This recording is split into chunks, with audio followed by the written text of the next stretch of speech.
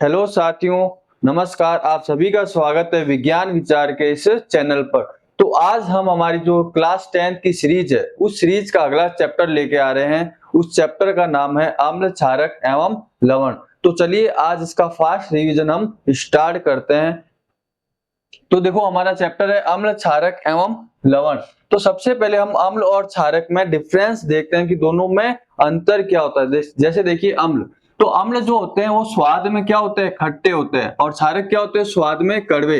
जैसे अम्ल में आपने नींबू वगैरह देखे होंगे, तो नींबू है, संतरा है, ये सारे क्या होते हैं, खट्टे होते हैं। तो इनमें भी क्या होता है, एसिड होता है। और क्षारक क्या होते हैं, कड़वे, जैसे कि आपके साबुन वगैरह। अब दूसरी बात, जो अम्ल होता है वो नीले लिटमस को क्या कर देता है, लाल। यानी कि अम्ल नीले लिटमस को लाल कर देगा, और क्षारक क्या करेगा, देखो लाल लिटमस को नीला कर देगा।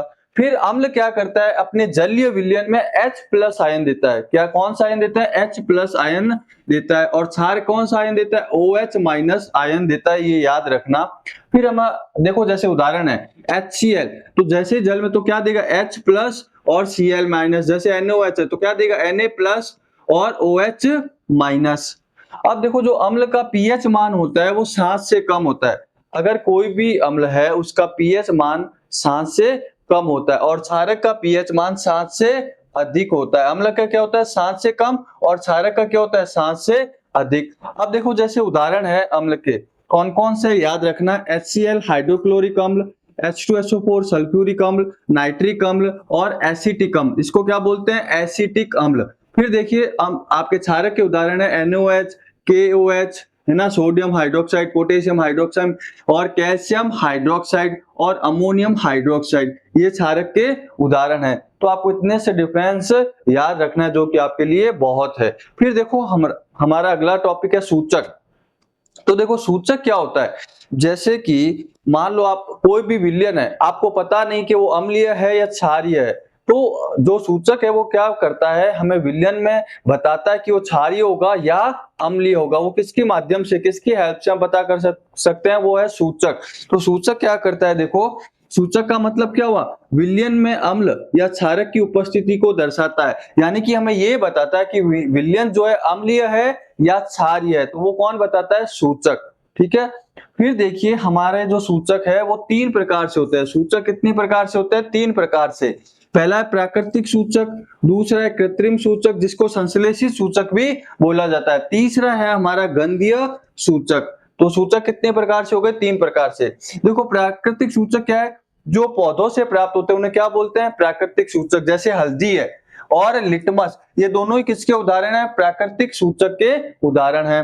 फिर देखिए कृत्रिम या संश्लेषित सूचक क्या होता है, या तो वो रसायन द्वारा, और क्या होता है, मानव निर्मित, जो जिनको फैक्ट्रियों में यानी कि मानव द्वारा निर्मित किए जाते हैं और रसायनों द्वारा तैयार किया जाता है। और स्टार क्वेश्चन है, ये पूछा भी जाता है।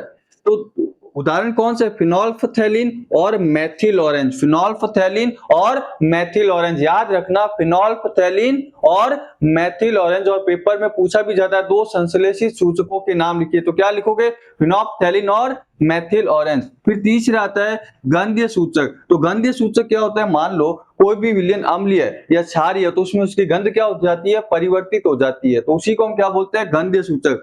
अम्लीय व क्षारीय माध्यम में गंध परिवर्तित, जैसे प्याज का रस, वेनिला और लौंग का तेल, ये उदाहरण किसके हैं, हमारे गंधीय सूचक के उदाहरण हैं। तो अब देखिए अगला हमारा क्या है, लिटमस। तो लिटमस क्या होता है, ये एक प्राकृतिक सूचक है जो कि बैंगनी रंग का होता है। कौन से रंग का रंजक होता है, बैंगनी रंग का रंजक होता है। और किससे मिलता है, थैलोफाइटा समूह के लीचे नामक पौधे से मिलता है। पेपर में पूछा जाता है लिटमस किससे प्राप्त होता है, तो थैलोफाइटा के लीचे नामक पौधे से। कौन सा है, थैलोफाइटा, थैलोफाइटा ये समूह है, उसके लीचैन नामक पौधे से मिलता है। लीचैन, लीचैन नामक पौधे से ये प्राप्त होता है, कौन, लिटमस। फिर हमारा आता है देखो क्षार। तो क्षार क्या होते हैं, जितने भी क्षारक जो जल में घुल जाए वो सारे क्या कहलाते हैं, क्षार कहलाते हैं। तो जितने भी क्षारक जल में घुलनशील होते हैं उनको क्या बोलते हैं, क्षार।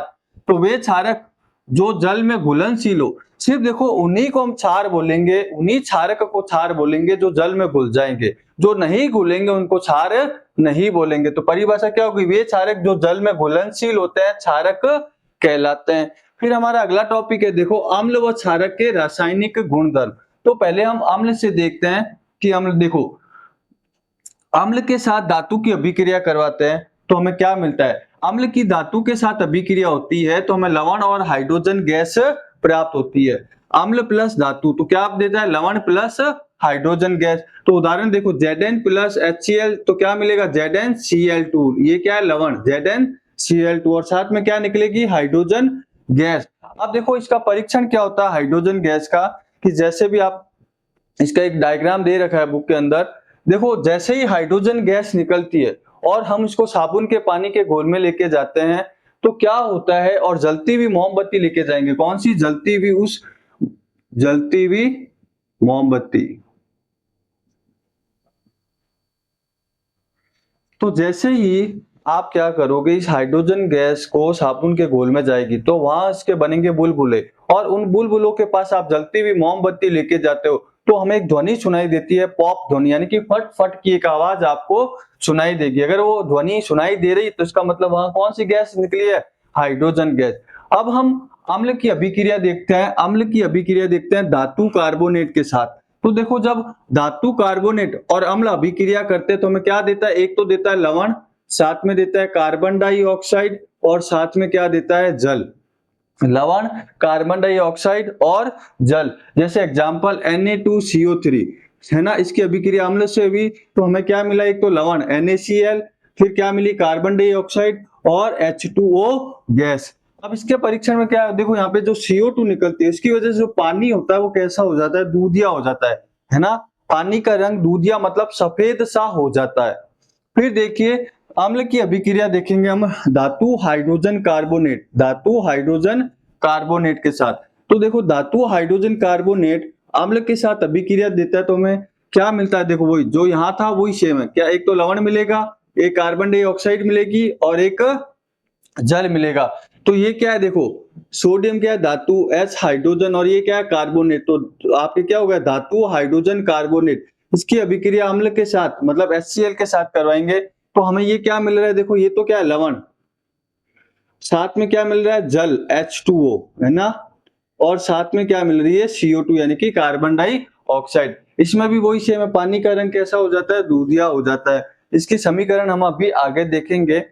फिर देखिए, फिर धातु अम्ल की अभिक्रिया हमारी धात्विक ऑक्साइड के साथ, किसके साथ, धात्विक ऑक्साइड। तो देखो धात्विक ऑक्साइड के साथ जब अम्ल अभिक्रिया करता है तो हमें क्या देता है, एक तो लवण देता है और एक क्या देता है, जल।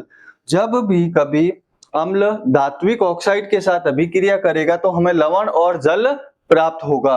देखो ये जो धात्विक ऑक्साइड है इसकी प्रकृति जो होती है वो क्षार की होती है ना। देखो क्यों, क्योंकि हम आगे पढ़ेंगे उदासीनीकरण अभिक्रिया, क्योंकि अम्ल और क्षारक मिलकर ही हमें क्या देते हैं, लवण और जल। तो इसकी जो प्रकृति होती है वो क्षारक की होती है ना, ये क्षार प्लस अम्ल तो हमें क्या मिलेगा, लवण और जल। जब क्षार और अम्ल आपस में अभिक्रिया करते हैं, जब हमें लवण और जल प्राप्त होते हैं तो इस अभिक्रिया को उदासीनीकरण अभिक्रिया भी बोलते हैं। आप चाहो तो इसको उदासीनीकरण अभिक्रिया भी बोल सकते हो, क्योंकि देखो यहाँ पर अम्ल तो है ही है लेकिन इसकी प्रकृति कैसी है, क्षार की है, तो क्षारक प्लस अम्ल लवण और जल मिलेगा। इसीलिए इसकी पूछा भी जाता है पेपर में, इसकी धात्विक ऑक्साइड की प्रकृति कैसी होती है, हमारी क्षारकीय होती है। अब उदाहरण देखो, जैसे हमारे पास धात्विक ऑक्साइड है CuO प्लस 2HCl तो हमें क्या मिलेगा, CuCl2 प्लस H2O मिलेगा। तो ये सारी भी जो अभिक्रिया थी वो किसके साथ थी, अम्ल के साथ। अब देखो यहाँ पर जो CO2 गैस है, इस CO2 गैस का परीक्षण कैसे कर सकते हैं, जब हम इस गैस को आप चूने के पानी में प्रवाहित कराओगे, किसके, चूने के पानी में, तो इसका जो पानी का रंग होगा वो कैसा हो जाएगा, दूधिया हो जाएगा। कैसे, जैसे कि हमारे पास ये दे रखा है CaOH का होल ट्वाइस, कैल्शियम हाइड्रोक्साइड है ना, ये क्या है, चूने का पानी। और इस चूने के पानी में हम जैसे ही CO2 प्रवाहित करवाएंगे तो हमारा जो पानी का रंग है वो कैसा हो जाएगा, दूधिया, मतलब यहाँ पर एक श्वेत अवक्षेप मिलेगा। श्वेत अवक्षेप मतलब वो सफेद रंग का होगा, दूध जैसे कलर का होगा, दूधिये रंग का होगा। अब क्या है, मान लो आप इस अवक्षेप को हटाना है, पूरा विलय करना है। ये जो अवक्षेप बना है, देखो सबसे पहले क्या है, हमारे पास है चूने का पानी। उस चूने के पानी में हमने कौन सी गैस प्रवाहित करवाई, CO2 को प्रवाहित करवाई। जैसे ही CO2 को प्रवाहित करवाओगे तो उस पानी का रंग कैसा हो जाएगा, दूधिया, मतलब वहां पर हमें एक श्वेत अवक्षेप भी मिलेगा। अब मान लो इस श्वेत अवक्षेप को पूरा विलय करना है, जल के अंदर पूरा घोल देना है, तो हम क्या करेंगे, हमारे पास ये जो बना है इसमें अत्यधिक मात्रा में और अधिक, अब क्या करेंगे, इसमें और ज्यादा CO2 मिला देंगे। जैसे ही आप और ज्यादा CO2 मिलाओगे, जैसे ये बना ना CaCO3 प्लस H2O, CaCO3H2O, इसमें और मिला दी क्या, CO2। जैसे ही मिलाओगे तो हमें बनेगा CaHCO3 का होल्टवाइज, कैल्शियम हाइड्रोजन कार्बोनेट, और ये जो बनेगा ये क्या होगा, जल में विलयशील होगा, यानी कि जल में पूरा घुल जाएगा। एक तरीके से पारदर्शी विलयन आपका बन जाएगा।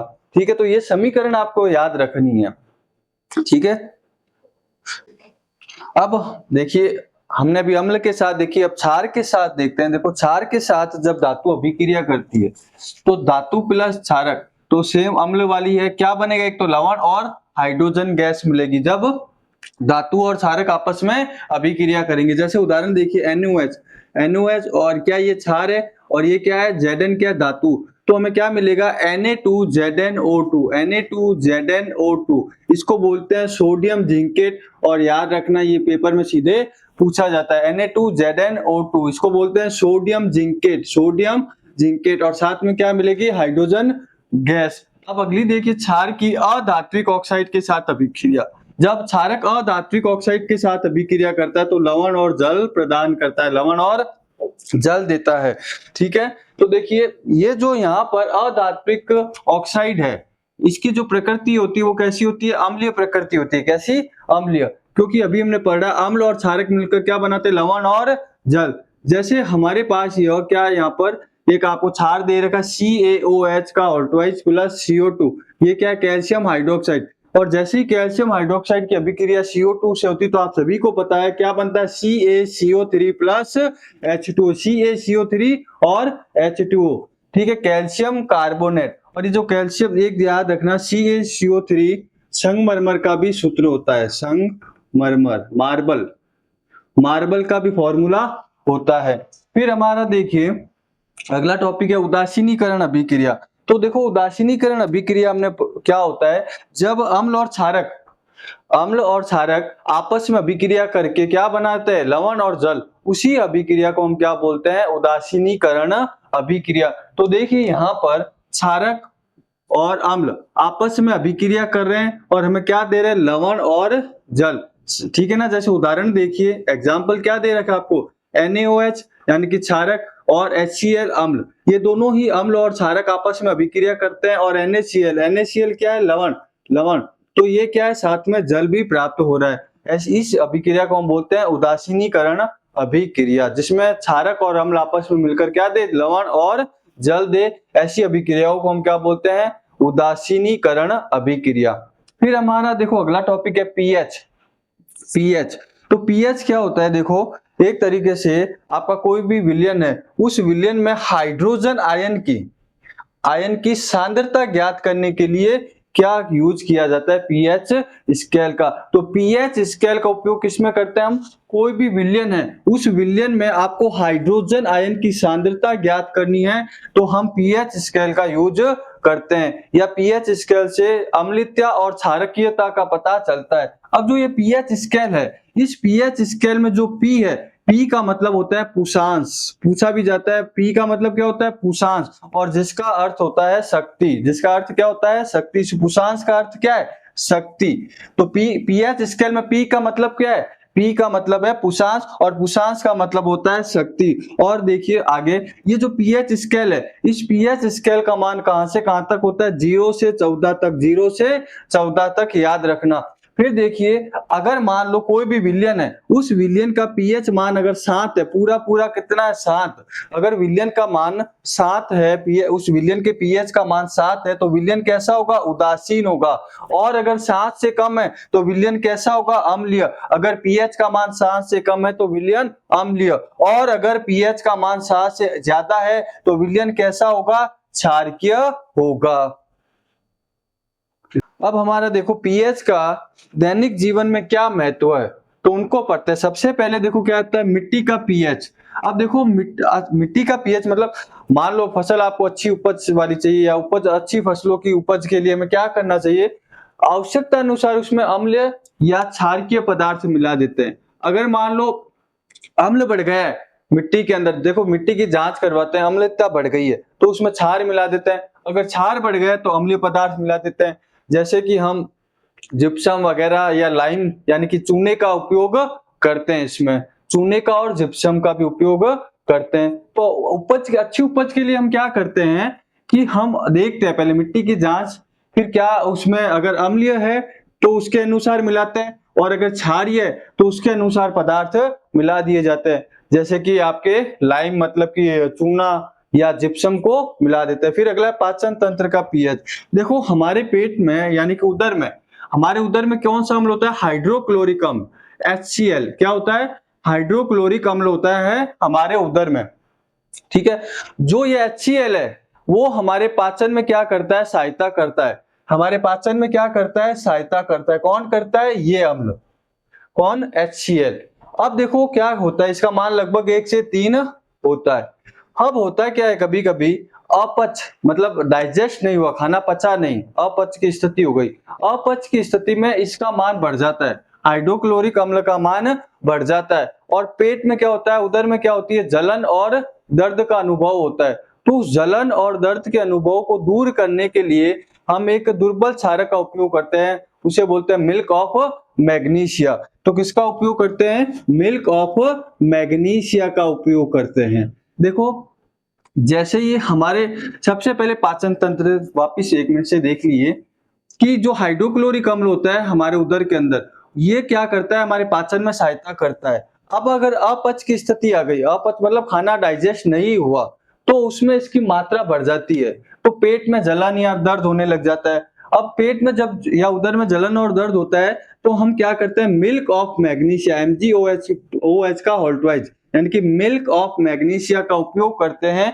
और यह क्या होता है, एक दुर्बल क्षारक होता है इसके निवारण के लिए। तो अपच की स्थिति में अत्यधिक मात्रा में अम्ल उत्पन्न होता है, जिससे उदर में जलन और दर्द का अनुभव होता है, और निवारण के लिए हम मिल्क ऑफ मैग्नीशिया का उपयोग करते हैं। और पेपर में पूछा जाता है कि अपच की स्थिति के निवारण में या अपच की स्थिति में किसका उपयोग किया जाता है, तो मिल्क ऑफ मैग्नीशिया। अब देखो मुंह का पीएच, मुंह का पीएच मतलब जब आप खाना वगैरह खाते हो तो अगर मुंह के अंदर अम्ल क्या होता जाए, बढ़ता जाए, और उसमें पीएच मान कितना हो जाए, 5.5 से कम हो जाए।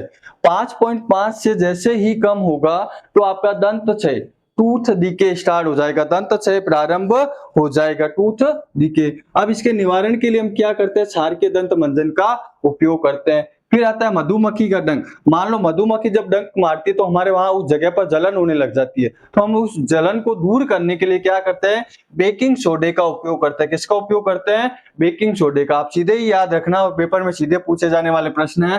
फिर आता है नेटल का पौधा। तो देखो नेटल का जो पौधा है, जब उसमें भी कभी उसकी पत्तियों में डंक नुमा होते हैं नेटल के पौधे में, है ना, तो वो अपने लग जाए तो, क्योंकि नेटल के जो पौधा होता है उसमें मेथेनोइक अम्ल होता है। कौन सा, और चींटी के डंक में भी क्या होता है, मेथेनोइक अम्ल। जब इस पौधे की पत्ती या इसका डंक लगता है तो हमें क्या होता है, जलन होने लग जाती है, और उस जलन को दूर करने के लिए हम एक पौधा आता है डाक। कौन सा, डाक। उस डाक पौधे की पत्तियों को उस जगह पर रगड़ देते हैं और हमारी जलन दूर हो जाती है। फिर आता है अम्लीय वर्षा। देखो जब भी बारिश होती है और उस बारिश का पीएच मान 5.6 से कम हो जाए, कितना हो जाए, 5.6 से कम हो जाए, तो ऐसी बारिश को हम क्या बोलते हैं, अम्लीय वर्षा कहते हैं। और पूछा भी जाता है कि अम्लीय वर्षा का पीएच मान कितना होता है, 5.6 से कम होता है। अब देखो हमारे कुछ आपको याद रखने कि किसका पीएच मान कितना होता है, जो पेपर में सीधे पूछा जाता है। जैसे हमारे पास दे रखा है जठर रस, तो जठर रस का पीएच मान कितना होता है, 1.2। नींबू का रस कितना होता है, 2.2। है ना। शुद्ध जल, इसका पीएच मान कितना होता है 7, और रक्त का कितना होता है 7.4, मिल्क ऑफ मैग्नीज इसका कितना होता है 10, और सोडियम हाइड्रोक्साइड, ये क्या है सोडियम हाइड्रोक्साइड का विलयन है, उसका पीएच मान होता है 14। ये मान आपको सीधे याद रखने हैं। फिर देखो जैसे बात करते हैं प्रबल अम्ल, तो प्रबल अम्ल क्या होते हैं, जो अधिक संख्या में क्या दे, अधिक संख्या में H प्लस आयन दे, वो क्या होते हैं प्रबल अम्ल। और जो प्रबल क्षारक क्या होते हैं, जो अधिक संख्या में क्या दे OH माइनस दे, OH माइनस आयन दे, वो क्या होते हैं हमारे प्रबल क्षारक। अगर दुर्बल अम्ल पूछे जो कम संख्या में H प्लस आयन दे, वो क्या हुए दुर्बल अम्ल। और दुर्बल क्षारक क्या हो गए, जो कम संख्या में हमारे क्या दे OH माइनस दे। फिर देखो सांद्र अम्ल, सांद्र अम्ल क्या होता है, जल की मात्रा तो क्या होगी कम, लेकिन अम्ल की मात्रा क्या होगी अधिक, ऐसा जो होगा उसे क्या बोलेंगे सांद्र अम्ल। और तनु अम्ल क्या होता है, तनु अम्ल में जल की मात्रा तो होगी अधिक और अम्ल की मात्रा होगी क्या कम, इसको बोलते हैं हम तनु अम्ल। फिर देखो ये एक टेबल है, इस टेबल में आपको दे रखा है किसमें कौन सा अम्ल पाया जाता है, प्राकृतिक अम्ल है ये। जैसे कि आपके सिरका दे रखा है, तो सिरका में क्या होता है एसिटिक अम्ल, क्या होता है सिरका में एसिटिक अम्ल। और संतरा, तो संतरे में क्या है सिट्रिक अम्ल, संतरे में क्या है सिट्रिक अम्ल। और आप इधर नींबू देखोगे तो नींबू में भी क्या है सिट्रिक अम्ल, क्या है सिट्रिक अम्ल, नींबू में भी, संतरे में भी कौन सा है सिट्रिक अम्ल, और नींबू में भी कौन सा है सिट्रिक अम्ल। फिर देखिए हमारा इमली, तो इमली में कौन सा अम्ल है टार्टरिक अम्ल, ठीक है। फिर टमाटर, टमाटर में कौन सा ऑक्जेलिक अम्ल, ऑक्जेलिक अम्ल। फिर है खट्टा दूध या दही, एक ही बात है, उसमें कौन सा होता है लैक्टिक अम्ल, क्या होता है लैक्टिक अम्ल। फिर नींबू में कौन सा होता है सिट्रिक अम्ल। फिर देखो चींटी का डंक या नेटल का पौधा, दोनों में कौन से अम्ल होते हैं मेथेनोइक अम्ल, इसमें भी कौन सा होता है नेटल में भी मेथेनोइक अम्ल, और चींटी के डंक में भी कौन सा होता है मेथेनोइक अम्ल। आपको ये टेबल सीधी याद रखनी है ऐसी की ऐसी, और पेपर में 1 नंबर का प्रश्न सीधे से सीधा इससे पूछा जाता है। हमारा अगला टॉपिक देखो क्या है लवण।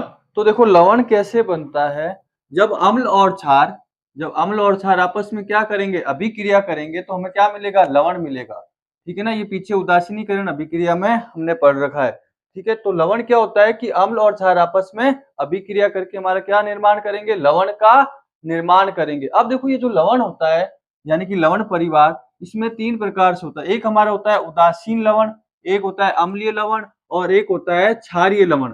अब देखो उदासीन लवण क्या होता है, जिसमें दोनों ही क्या हो प्रबल, अम्ल भी क्या हो प्रबल और क्षारक भी क्या हो प्रबल, यानी कि दोनों प्रबल होंगे। तो ऐसा जो लवण होता है उसको बोलते हैं उदासीन लवण। और उदासीन लवण का जो पीएच मान होता है वो कितना होता है 7।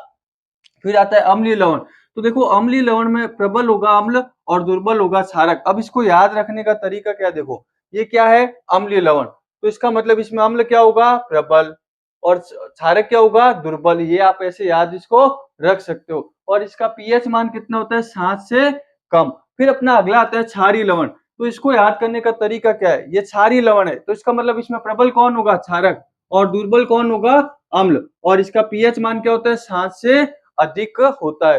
फिर देखो हमारा एक आता है साधारण नमक, तो देखो साधारण नमक जो घरों में भी यूज करते हैं, इसका उपयोग साधारण नमक को देखो पहले NaCl बोलते हैं, क्या बोलते हैं NaCl, सोडियम क्लोराइड, ठीक है। फिर देखो यहाँ पर इसका दैनिक उपयोग क्या होता है, sodium hydroxide, baking soda, washing soda और विरंजक चूर्ण के लिए कच्चा पदार्थ होता है। जो हमारा साधारण नमक होता है सोडियम हाइड्रोक्साइड, बेकिंग सोडा, विरंजक चूर्ण, इनके लिए क्या होता है ये कच्चा पदार्थ होता है। अब देखो सबसे पहले हम बात करते हैं सोडियम हाइड्रोक्साइड की, तो देखो सोडियम हाइड्रोक्साइड जो है वो कैसे बनता है, जब हम सोडियम क्लोराइड के यानी कि NaCl के जलीय विलयन में क्या प्रवाहित करवा दे विद्युत धारा प्रवाहित करवा दे, तो हमें क्या प्राप्त होगा सोडियम हाइड्रोक्साइड प्राप्त होगा। और साथ में आपके क्या मिलेगा H2 और Cl2।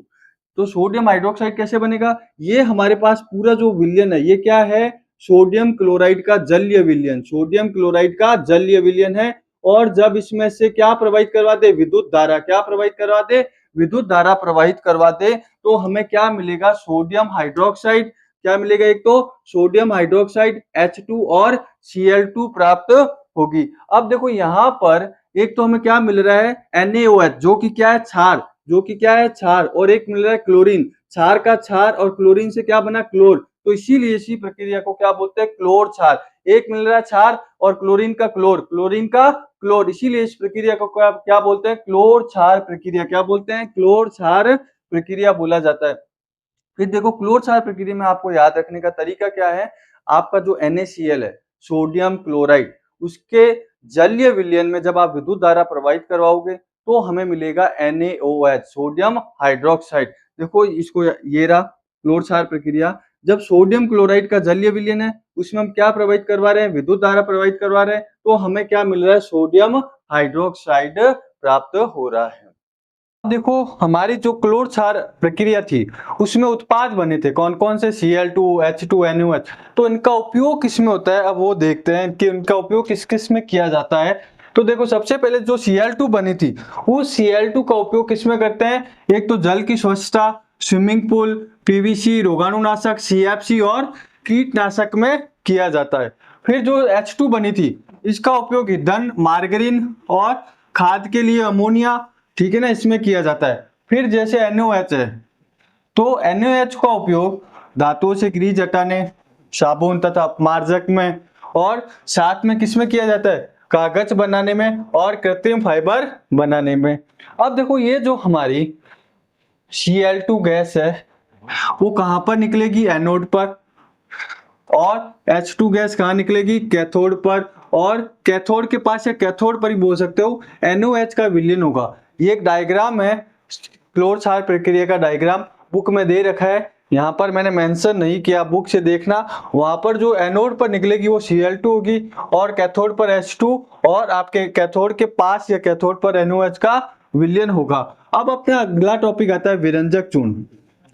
तो देखो विरंजक चूर्ण क्या होता है कि जब हमारा शुष्क बुझा हुआ चूना है उसमें से जब हम क्लोरीन गैस को प्रवाहित करवा देते हैं, तो क्लोरीन गैस को प्रवाहित करवाएंगे तो हमारे शुष्क आपके विरंजक चूर्ण का निर्माण होगा, जिसको ब्लीचिंग पाउडर भी बोलते हैं। क्या बोलते हैं, ब्लीचिंग पाउडर भी बोला जाता है। इसका निर्माण होगा जैसे हमारे पास CaOH का ऑल्टवाइज, ये क्या है, शुष्क बुझा हुआ चूना, और इस शुष्क बुझे हुए चूने में से कौन सी गैस, Cl2, क्लोरीन गैस को जैसे ही प्रवाहित कराओगे तो आपके पास बनेगा CaOCl2। यही होता है विरंजक चूर्ण या ब्लीचिंग पाउडर भी बोला जाता है, विरंजक चूर्ण। कैल्शियम ऑक्सीक्लोराइड, ठीक है, इसको बोला जाता है कैल्शियम ऑक्सीक्लोराइड विरंजक चूर्ण। अब देखो इस विरंजक चूर्ण के उपयोग कहाँ होते हैं और पेपर में पूछे भी जाते हैं इनके उपयोग से। तो देखो सबसे पहले इसका उपयोग होता है वस्त्र उद्योग में, सूती व लीलन के विरंजन के लिए। फिर इसका उपयोग होता है कागज उद्योग में, फिर रासायनिक उद्योग में उपचायक के रूप में, फिर पीने वाले जल से जीवाणुओं को मुक्त करने के लिए। और ये स्टार होता है, यहाँ से सीधे ही पूछा जाता है कि पीने वाले जल में से जीवाणुओं को नष्ट करने के लिए, उसको मुक्त करने के लिए किसका उपयोग किया जाता है, तो विरंजक चूर्ण का। तो ये वाला पीने वाले पानी में से अगर आप जीवाणुओं को नष्ट करना है तो किसका उपयोग करेंगे, हम विरंजक चूर्ण का उपयोग करेंगे। और पेपर में बहुत बार इस पॉइंट से प्रश्न आता है, याद रखना ये। अब देखो हमारा जो अगला टॉपिक है वो क्या है, मतलब बेकिंग सोडा। बेकिंग सोडे को क्या बोलते हैं, NaHCO3, यानी कि सोडियम हाइड्रोजन कार्बोनेट भी बोला जाता है। तो इसका निर्माण कैसे होता है, देखो जब NaCl plus H2O plus CO2 plus NH3 है ना, यानी कि अमोनिया, जब इन सब की अभिक्रिया होगी तो हमारे पास क्या बनेगा, NH4Cl, यानी कि अमोनियम क्लोराइड, और साथ में मिलेगा NHCO3। यही हमारा क्या होता है, बेकिंग सोडा, जिसको हमें प्राप्त करना था, बेकिंग सोडा NaHCO3। इसको बनाने के लिए क्या क्या चाहिए, NaCl, H2O, CO2 और NH3, इन सब की आपस में अभिक्रिया होगी और हमारे पास क्या प्राप्त हो जाएगा, NaHCO3। और इस बेकिंग सोडे का उपयोग कहाँ किया जाता है, देखो बेकिंग पाउडर बनाने में, बेकिंग पाउडर बनाने में। और बेकिंग पाउडर कैसे बनता है, देखो बेकिंग सोडा प्लस टार्टरिक अम्ल, ये जो होता है इसी को हम बोलते हैं बेकिंग पाउडर। बेकिंग सोडा अलग होता है, बेकिंग पाउडर ही है। तो पहला उपयोग क्या है, बेकिंग पाउडर बनाने में। और बेकिंग पाउडर कैसे बनता है, बेकिंग पाउडर बनता है जब बेकिंग सोडा और प्लस टार्टरिक अम्ल को मिला दिया जाता है तो आपका क्या बनता है, बेकिंग पाउडर। और पेपर में पूछा भी जाता है बेकिंग पाउडर के 2 घटक लिखिए, तो कौन कौन से घटक होते हैं, बेकिंग सोडा और टार्टरिक अम्ल। अब देखो अगला आता है सोडा वाटर में, फिर आता है पेट की अम्लता को दूर करने में, और अग्निशामक यंत्रों में इसका उपयोग किया जाता है।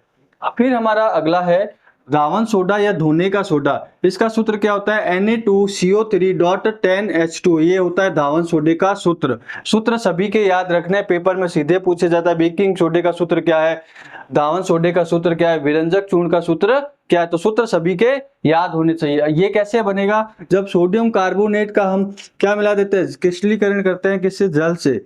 जल मिला दिया जाता है तो जल के साथ 10 अणु मिला दिए जाते हैं तो हमारे पास क्या बनेगा, Na2CO3.10H2। और यही क्या होता है, धावन सोडा या धोने का सोडा, धावन सोडा।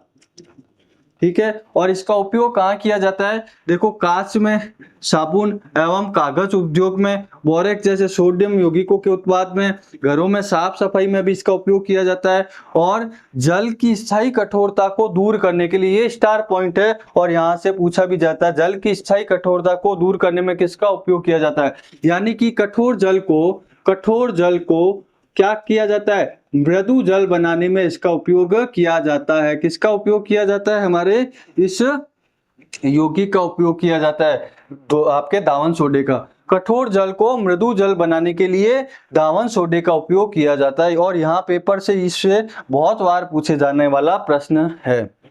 तो यहाँ पर हमारे ये कहां तक हो गए, धावन सोडा।